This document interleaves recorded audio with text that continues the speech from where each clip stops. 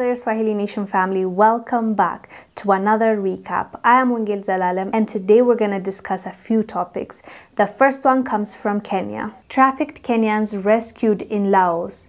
Kenyan authorities say 22 citizens have been rescued from human trafficking rings. In Southeast Asia, they say a Ugandan and a Burundian national were also rescued in a joint operation by the International Organization for Migration and the governments of Kenya and Laos. This comes weeks after another group of Kenyans were rescued from human traffickers in Myanmar.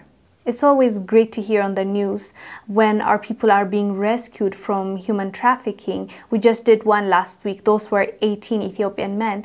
But the sad, unfortunate thing is there are so many more that we don't get to hear about, and even their families don't know where they are. So, you know, we're happy that these Kenyans were rescued, but there are so many of our people all over the world that have been lied to, that were told they are being given a job, and once they get there, there's no job. They just wanted to use them for something else and use their body. It's a really sad story, but at least we're happy that 22 Kenyans were rescued. South Africa. South Africa signs renewable energy deals amid outage. South Africa has signed the first 3 agreements to increase its renewable energy supplies and reduce reliance on coal-fired power stations. Mineral Resource and Energy Ministers Gwede Mantashe on Thursday led the deal signing event with independent producers to supply wind energy. The country is enduring acute energy shortage, with its state energy provider Eskom suffering from a lack of investment amid allegation of corruption. Coal is used to generate 80% of South African electricity, but under Thursday's deal, energy output will increase by 10% through private investments in wind and solar projects. This conversation is not always easy because it's going to take a lot of sacrifice when you're trying to go green, when you're trying to use clean energy. For poor countries, it's really a challenge. And South Africa, even though South Africa is not a poor country, there are so many people that might not afford to use what they're recommending. Not just that, there are factories that will be closed and employees that will lose their jobs. So it's really not that simple, but South Africa made up their minds and they're moving towards this clean energy. Guinea. West African bloc imposes sanctions on Guinean junta.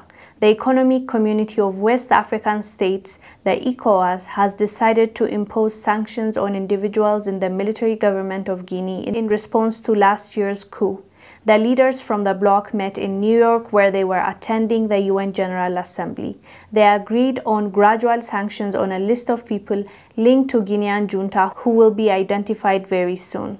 Guinean leaders are saying they need more time. They at least need 3 years to return the country to democracy. And the ECOWAS is not willing to hear them out on that. So this sanction is going to be against certain officials. They haven't told us who it's going to be, but they said they're going to reveal who the sanction is going to target. Zambia. Zambia's president vows to remove insult law. Zambian President Hakainde Hichilema has told the BBC he will push for the scrapping of controversial law that criminalizes insulting the president. It follows an outcry from rights groups who say about a dozen people, including opposition activists, have been arrested and charged for breaking the law during President Hichilema's first year in office. Mr. Hichilema pledged a break from the past when he took office last year. This law is a colonial era law, actually, and so the previous colonial masters didn't want anybody from their colonies speaking up or saying something, so they put there something that prohibits a person from saying anything like an insult against their leaders. So since Zambia still follows that law, that means if anybody, including the opposition leaders or it could be any individual, if if they say anything against the leaders or the government, they're going to be arrested, and people have a problem with that, and they've been complaining.